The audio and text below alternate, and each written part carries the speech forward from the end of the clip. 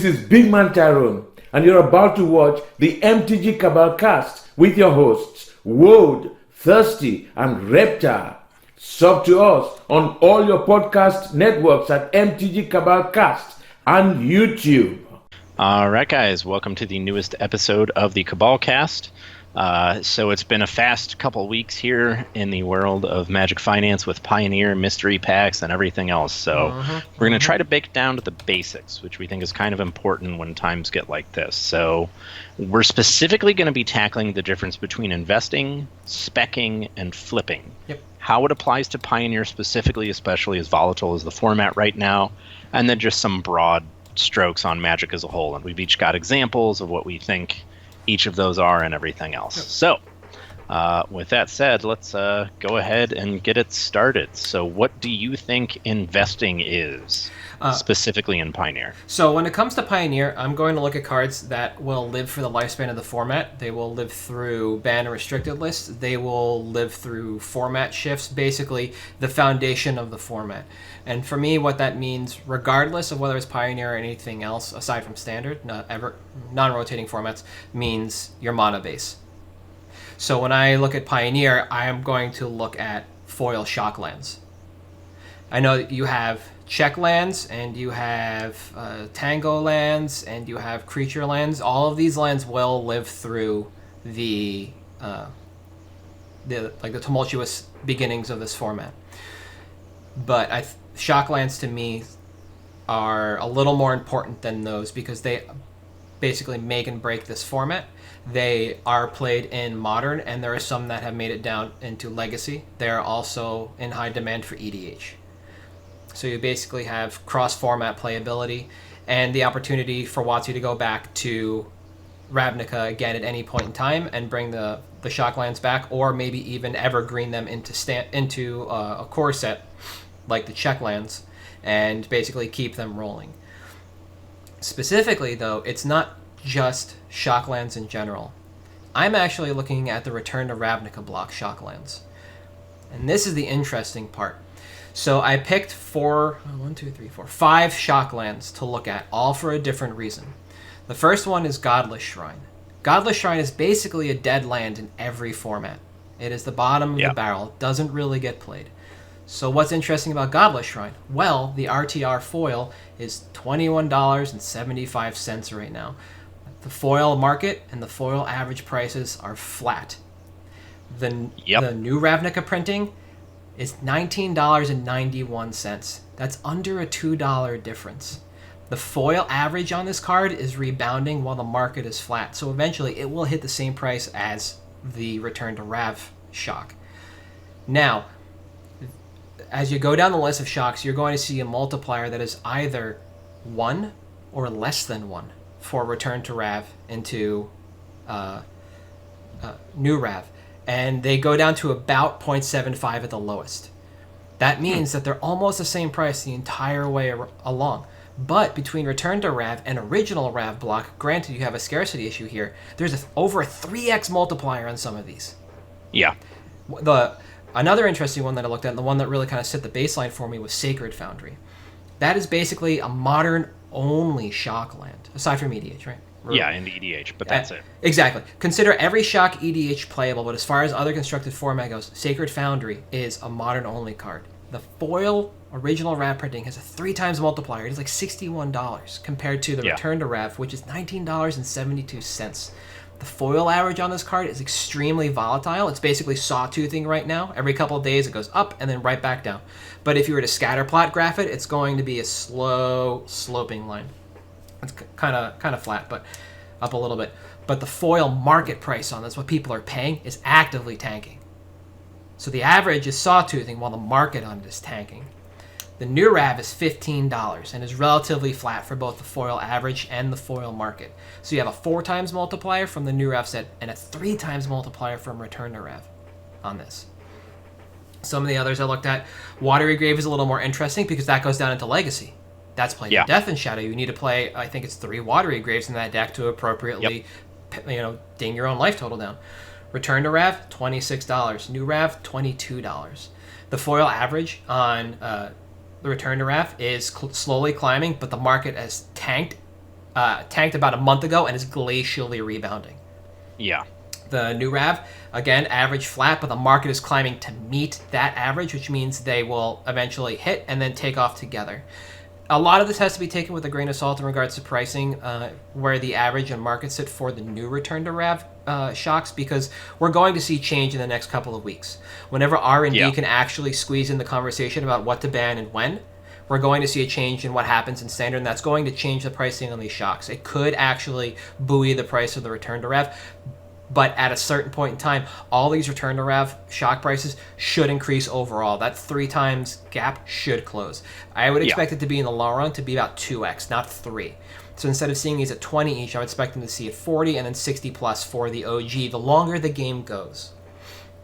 Then the last two I have on my list are Breeding Pool and Hollowed Fountain. Breeding Pool is the most popular shockland right now across Standard, Pioneer, and Modern. Yeah. It is ubiquitous in all those formats. $27 for Return to RAV. The foil average collapsed on this thing, and the market is climbing to meet it. The market was so low, it's climbing up to meet a tanked average price. However, the new RAV price is $28. $1 more than Return to RAV, right? Yeah. But the foil for better art. Yep, and the hollow stamp. The foil average is climbing, and the market is relatively flat on the new one. So this is a unique case as far as I could tell out of like the most popular ones. I didn't check Steam vents because I know that's not playable right now in Standard, but it has the ability to. The Teamer deck popped up over the weekend, which definitely was going to skew my numbers as I was running these checks, so I just kind of stayed away from some of them. The last one on the list is Hollowed Fountain. Now, this is a shockland that is kept afloat on the hopes and dreams of control players. They will always float this cost.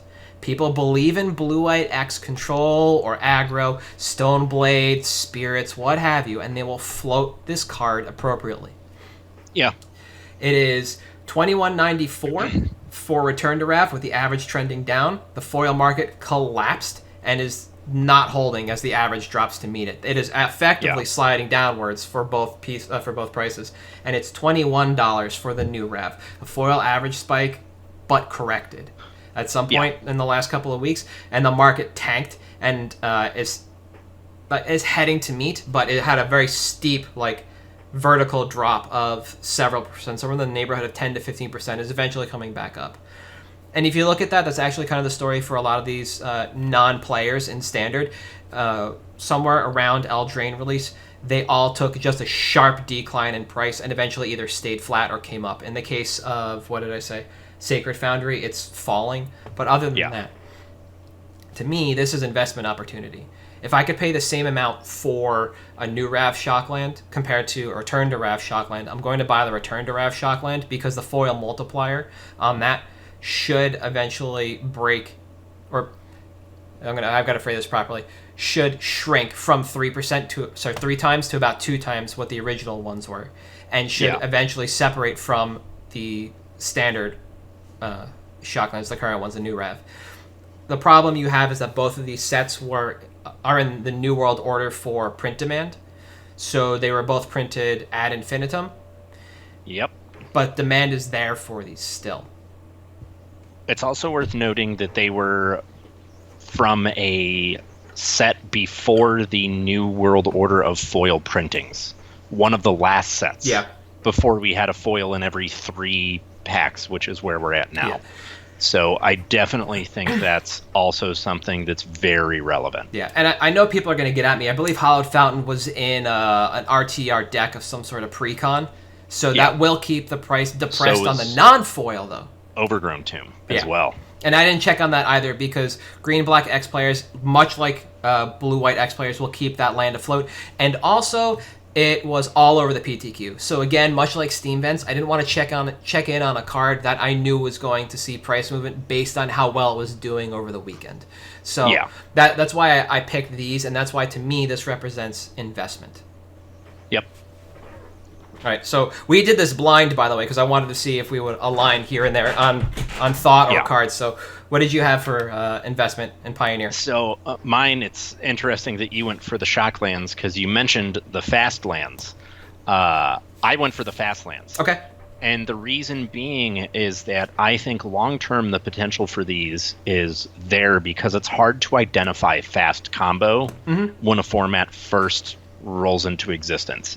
Obviously, you've got your Atarka burn and your red-white burn list, so like those want those lands. Yes.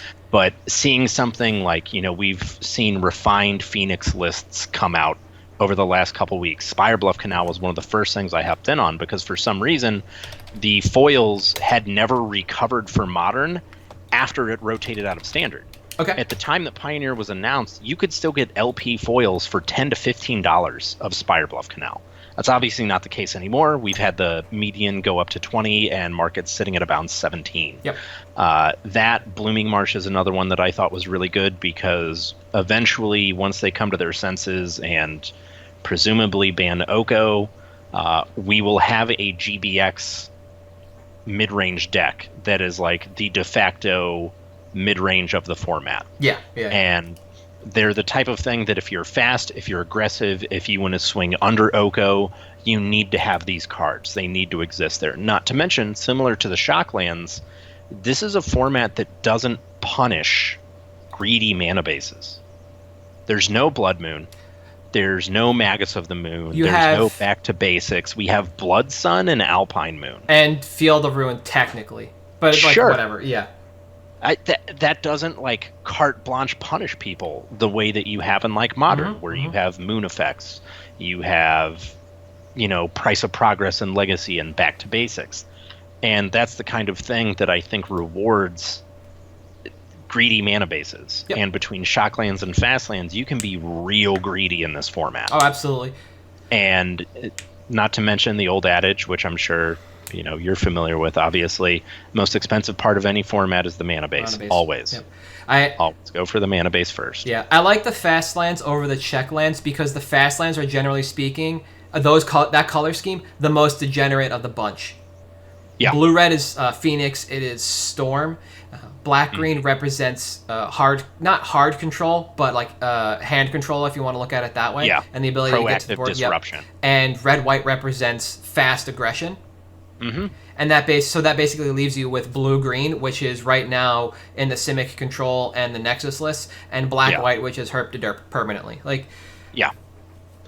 But you have that pretty much constantly throughout that, and it's the same thing. I saw it as like this is an investment because these aren't going to go down in this format.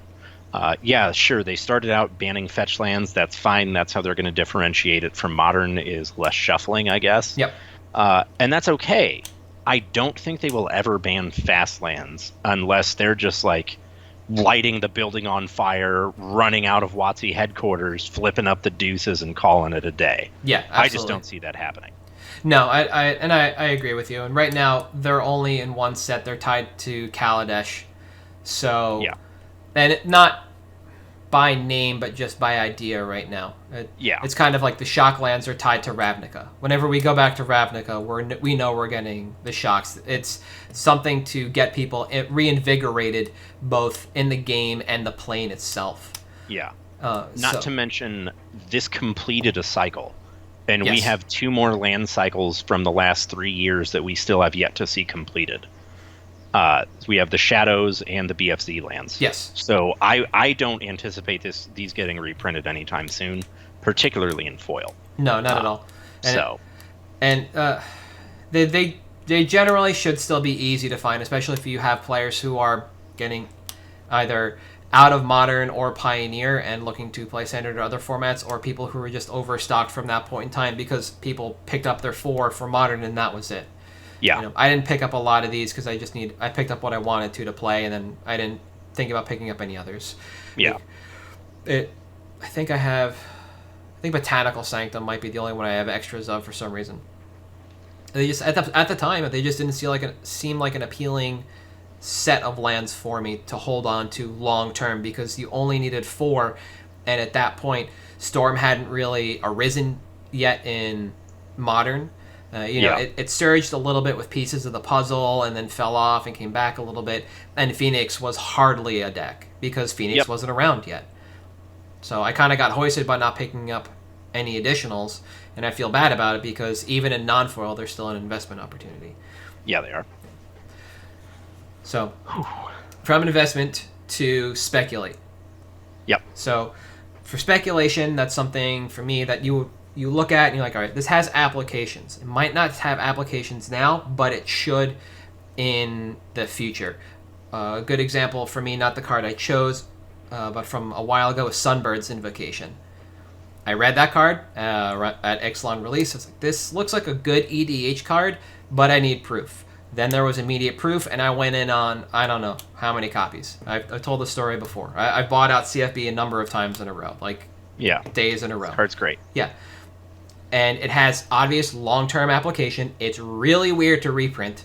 You can put it in standard, but it's going to be like putting Scrambleverse or Warp World in standard. It's not going to do anything. You can players are just going to be really confused when they open it in pre-releases. So it lends itself to Commander reprints more often than not, but it has long-term growth potential. Yeah. Right.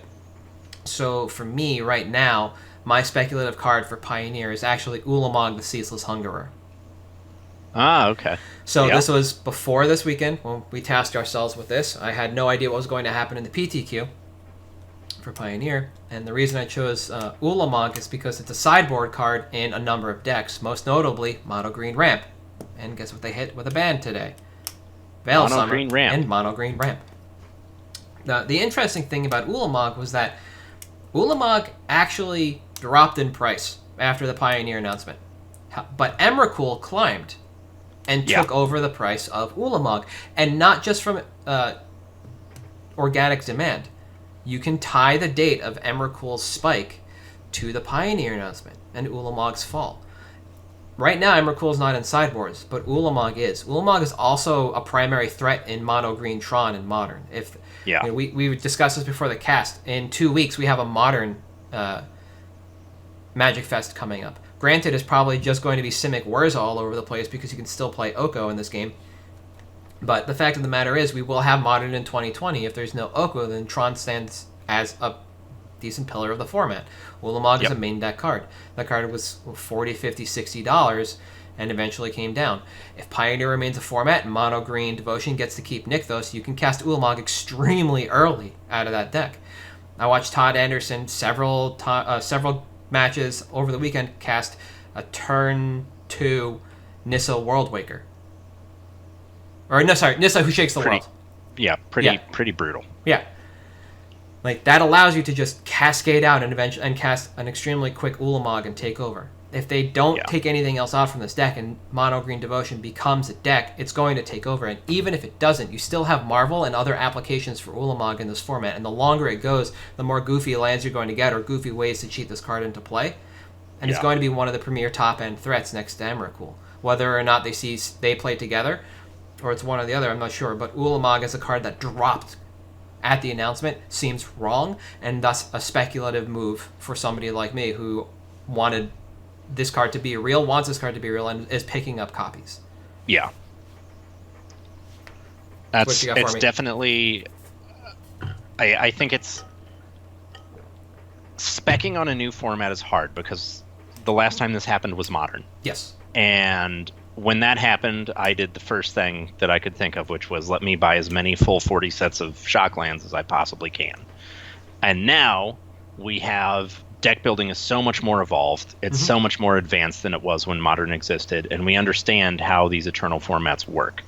So it's a lot harder, I think, because there are so many options. And I think that stuff like Emrakul is the obvious one, because it existed in a deck. It was in the green-black Delirium. And one of the first things people gravitate towards is, well, Marvel was good, Saheeli was good, Delirium was good. Like, let's go look at all these Pro Tour decks, right? Yep. And that's what we're going to go to, which we even said on the first episode. That's the first thing to do. And that's what we're seeing now, too. The what the hell was the mechanic? The Emerge deck, Team Merge from the Pro Tour, where Emrakul was first cast. Elder Deep Friend is now being bought out. Yeah. I haven't seen results from that deck at all, but that's a Pro Tour winning deck. People are still buying these decks. So it's interesting that, you know, there's still these gems that you can just look at the data rather than hive minding, and they're still there. Yeah. Conversely, my pick for Spec was, as of today, a terrible pick. Because it was Veil of Summer. All right. Because I was like, well, I mean, it's a very aggressive form of interaction. It's a cantrip in a color that needs help with proactive disruption, like discard or counter spells or anything like that. And it was just a good choice. And that highlights the problems with, investing in this format right now, is that if they're banning every week, who knows what's on the chopping block? Veil seemed like a sideboard card for the most part. It's not nearly as main deckable as it is in Legacy, where you have Force of Will and everything, like Slaughter Pact, all that stuff running rampant, Surgical Extraction. And it's not the type of thing that I really expected to happen. Obviously, Mono Green Ramp was overrepresented, whatever. And this does make it vulnerable to my favorite archetype, GBX. So I can cast turn 1 Thoughtseize and not be afraid. Yeah. But, I thought it was a good pick, because speculation-wise, unless they revisited in a core set, not only did it have Pioneer upside, it had Modern and Legacy upside too. Like this card's insane. But I got hosed by Look at Me on the DCI. So that happens in a new format where they just announce they're going to ban stuff every week. You deal with it. It's true.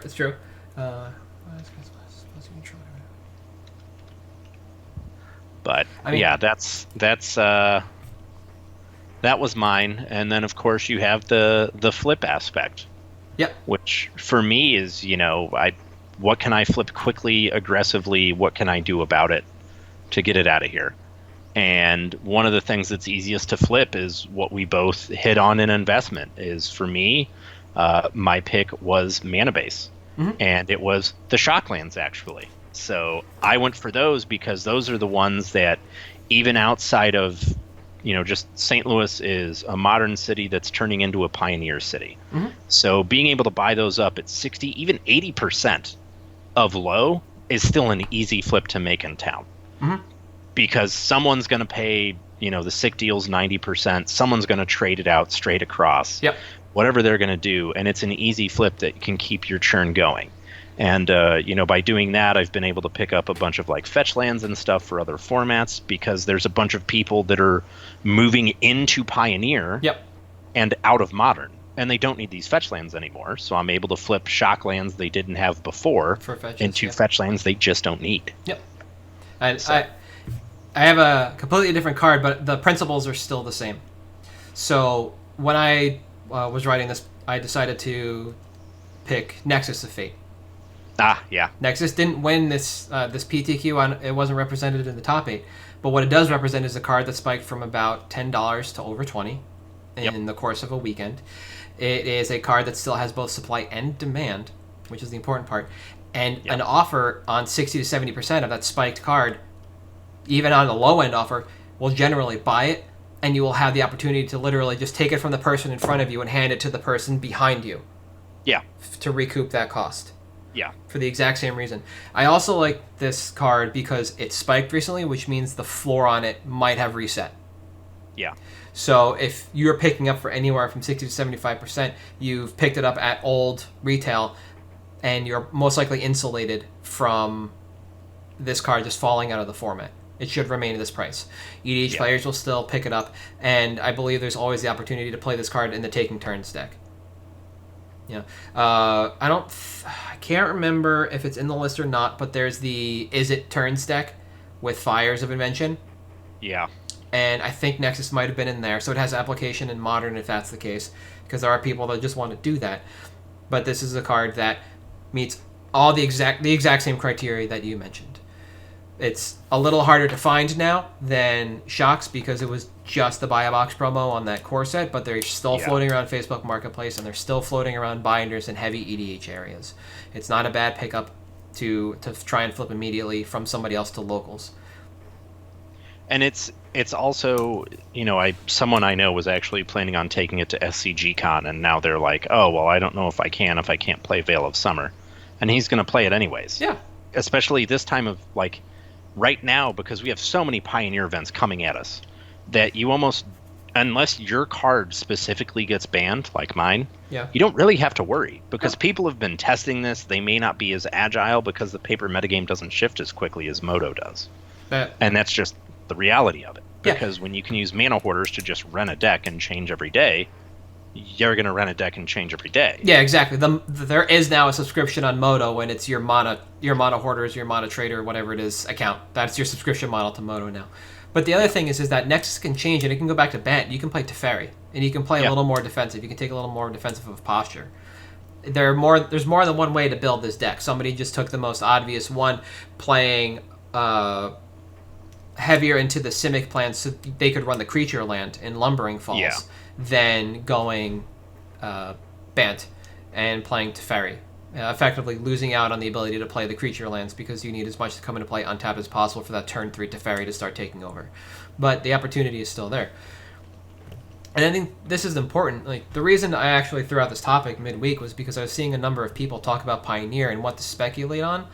And the cards people were talking about weren't speculation cards. They were more investment style, or they were more flip. And I think there's a bit of a misunderstanding in regards to the community about what each one of these words means and the thought and the position you have to put into taking one of these positions, essentially. Yeah. Like, if you're a heavy green-black X player, like you are, and somebody says, here's a Pioneer format for you, it's from here to here, have fun. And your first thought is, why is nobody playing Rakshasa Death Dealer in the format? Yeah. Maybe you should review and tell other people to speculate on it because you think it has the ability in the format. Maybe you should actually search Gatherer instead and look at something like Grimflayer. Yeah. Grimflayer quietly went from like $10 to $20. It was pretty great. It is an outstanding card. So there was no defensible position really in Rakshasa Death Dealer besides it pumps itself and it can regenerate. Sure, but by the time that matters, you might have been outclassed by Death Dealer and Scavenging Ooze and Lily Last Hope, Hero's Downfall, all these other cards you have access to. Yeah. That do the same thing a little bit better. Yeah, and especially with a new format like this, you want to put in that extra time. I think I spent more time going through and clicking on links just to build a list of 5 fetch lands than I have for several of our other shows. It might show, it might not. I don't know. But I went through and it was a lot of mornings thinking of, like, what am I going to do in this format because I'm running out of cards that I spec'd on before. Like Smuggler's Copters are the last, and Dig Through Times are the biggest players I have left in this format to send out. Everything else is smaller and less than 4 quantity. So this is helpful for me too, to take that step back and reevaluate and say, okay, if I'm going to invest in this format, what am I going to invest in? Yeah. And I hadn't checked foil shocks in a while for myself. Like, what are they sitting at? And I found that this weird correlation. Okay, if I'm going to speculate on this format, where am I going to go? What looks best? What are people doing? How can people be degenerate? And, that led me to Ulamog. And then flipping was Nexus because there are people still trying to do this thing. Wilderness Wreck is a real card. I mean, who knows? Maybe they play Teamer with Expansion Explosion and they just take a bunch of turns and then blow your face off. Who knows? But the opportunity is still there for people to do this, and these cards are quick flips because of that. It's just yet another example of put in the time. Yep. You just gotta do a little bit of research, and that's it. Yeah, and you gotta understand your marketplace. You gotta understand in general, like what does it mean for Pioneer, and then understand your marketplace locally if that's your venue. Yeah. And then you have to understand how this also applies to Magic as a whole. How can you take the knowledge that you are working on building in Pioneer and apply it to the rest of the game? How can you take this knowledge and apply it to waning formats in Legacy and what we think might be Modern soon? Yeah. After the next few Modern Magic Fests. Are there lessons to be applied here? Do people need things in your area? Is there any way you could apply, flip methodology to that kind of stuff? Can you move things around from a Magic Fest in your area, go out, buy cheap, and sell to players in your area? All relevant to this conversation, and it's just this larger overarching piece that we haven't covered yet, and we think is actually really important. Yeah, so. I agree, and it's it's when we harp on this all the time. It's about what your local market is going to dictate. Yep. because it really is, that's going to be your easiest way to liquidate. Yep. Sure, you can throw it on TCG. That math's a little bit harder because then you have to factor in fees and everything else, shipping, cost of time. But it's important that, like, your quickest flip, like you said, take it from the guy in front of you to the guy behind you. And what's going to give you the best return on your time. And I think that that's something that a lot of people, when looking at the spec, flip, invest, kind of lose sight of. Yeah. Because there's a lot of bleed over from one to the next. Yeah. And people may not necessarily realize, and we touched on this before, if it gets banned, it just becomes a long-term hold. Yes. There's no bad specs. Yeah, just long-term holds. Yeah. And just trying to be mindful of what your time commitment is on all of that stuff. And that's one of the biggest things, I think, is the difference at Magic at large between the spec, invest, and flip. Because your invest is a definite long-term. Your flip is definite short-term. Your spec doesn't know. Yeah. Your spec could explode tomorrow. It could explode in a year. You just have to be ready to get rid of it when you're ready to get rid of it. Yes. And I think that last bit is actually one of the important ones. You can leave money on the table for the next guy. That's fine. Yeah. As long as you can get out at a net neutral or positive. Yeah. You can definitely leave money on the table for the next guy. It's not that important that you squeeze every dollar out, because that's how you can get hoisted. Yeah. It is. I'm tracking my Pioneer specs since the day of announcement. And I'm watching a lot of buy lists, Sawtooth on some smaller cards. I might have lost like 25 cents on the best buy list because I didn't buy a list then. Yeah. So you got to be careful. All right, picks. Indeed.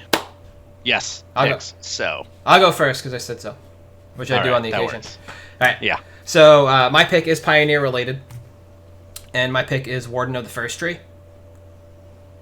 It was a premier threat for the Abzan decks in Standard in front of Siege Rhino because it comes down earlier, it gets bigger faster. And of the lists that I've seen, it's put in some real work recently on playtesting coverage.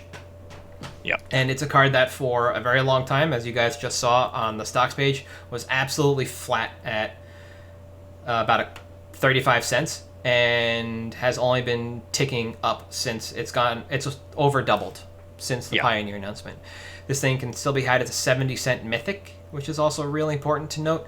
And it is extremely obnoxious because it puts +1/+1 counters on itself, which means something like Oko does not work out too well if you can get out ahead of it and start pumping counters on beforehand. Yeah. Compared to something like Whisperwood Elemental, which is generally a sideboard card out of these decks, once people can actually figure out how to get Abzan working, I think this card becomes a linchpin in it. You don't have a lot of 1 CMC good mono dorks. You have Goose, you don't have Birds or Noble. So this slots into the 1-drop position in the deck, and is just a card you can ride home. Activation is white-black, so it can stay in green-white. It can go in green-black, or it can go in the full Abzan deck. But this is definitely a card I see coming forward and becoming a player in the format. I agree. It's, Figure of Destiny is always a thing that obviously it's going to get likened to because it's Abzan figure, and that's fine. That's how it is. I think it's absolutely one of the better efficient threats in the format, and I think that you touched on one of the most important things is that those counters get around Oko, because that is such an important piece of evasion there, because until they come to their senses, you got to have a way to effectively deal with it, and that's one of the best ones. So I definitely think it's a solid one. I picked up about 16 foils not too long ago, just because, yeah, for $2, they why were not? sub $1 at the time. Yeah. Because when Pioneer was first announced, it was like 16 cents for the non-foil, and you could get pre-release foils for between 80 cents and $1.10. And I was like, well, I mean, yeah, sure, they're stamped, but it's a foil. In an Eternal format, someone will just do it. Yep. And that's fine. So that's where we ended up at. I think that's a solid one for sure. Mine, is actually related almost entirely to some information that came out this weekend regarding these mystery boosters. And that is Rhystic Study was now printed as a common in the mystery set. And incidentally, while we were recording this episode, I got the solicitation email from GTS for the mystery booster displays for retailers. Okay. So the booster pack contents, two of each color, commons or uncommons, guaranteed seeded. So odds are pretty high that there's going to be some number of Rhystic Studies at common that are going to end up in these packs. Yes.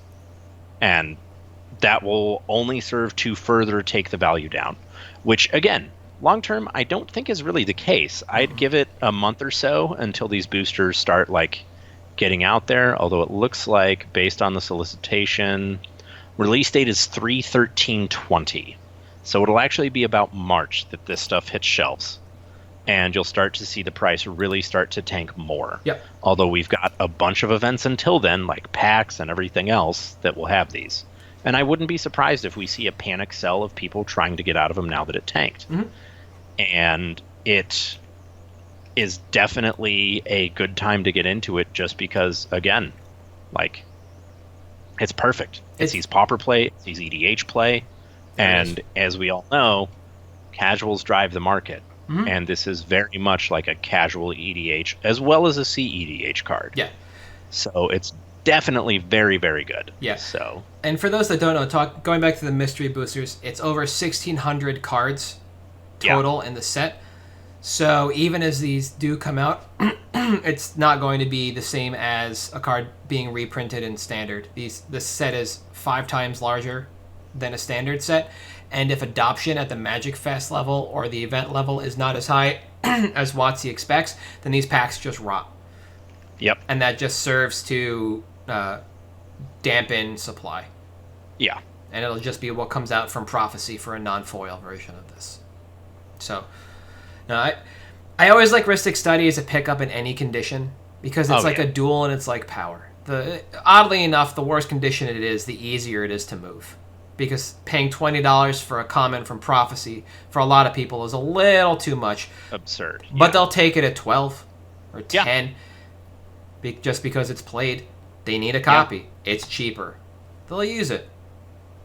So that's all they need. Yep. Just a sleeve playable copy. Yeah. So especially on like the casual stuff, pick it up. Yeah. Sleeve playable, doesn't matter. And I know this is anecdotal, but every EDH collection that I've bought with the Rhystic Study, they are beat.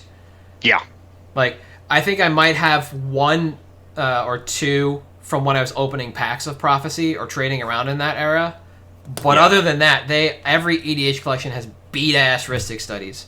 Like, so by all means, pick up any of these you can because they are easy flips.